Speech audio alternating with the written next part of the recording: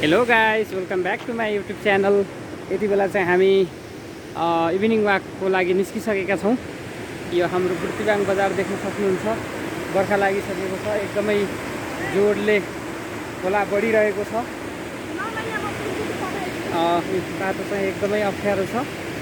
हाम्रो गाउँघरको बाटो यस्तै हो, पिच भएको छैन। यतातिर अगाडिबाट एउटा बाइक आउँदैछ। जताकतै हरियाली छ, डाँडा काँडा जताकतै हरियाली भएको छ। तपाईँहरू देख्न सक्नुहुन्छ। मेरी बुढी चाहिँ अगाडि हिँड्दैछिन्। ठिक छ। हेलो।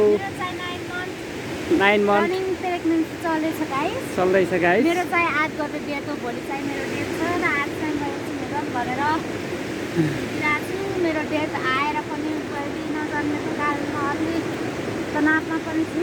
हजुर। ल है गाइजहरू, कमेन्ट गर्नु होला के छ, कहाँ हुनुहुन्छ, कुन ठाउँमा हुनुहुन्छ। बर्खा लागिसक्यो, असार महिना चलिरहेको छ।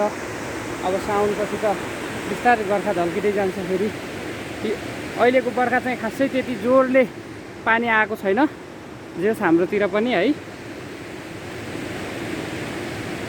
यो अगाडि देख्नुहुन्छ नि गाइस, यो अगाडिको गाडी चाहिँ आजभन्दा धेरै समय पहिला एक्सिडेन्टमा परेको थियो। एक्सिडेन्टमा परेको कारण अहिले चाहिँ लास्टमा यहाँ लिएर थन्काइएको छ।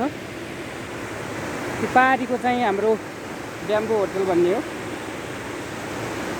म गएको छैन, तर बाँसमा खानेकुरा दिन्छन् भन्ने कुरा आउँछ।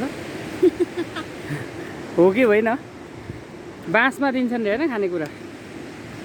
ओके गाइजहरू।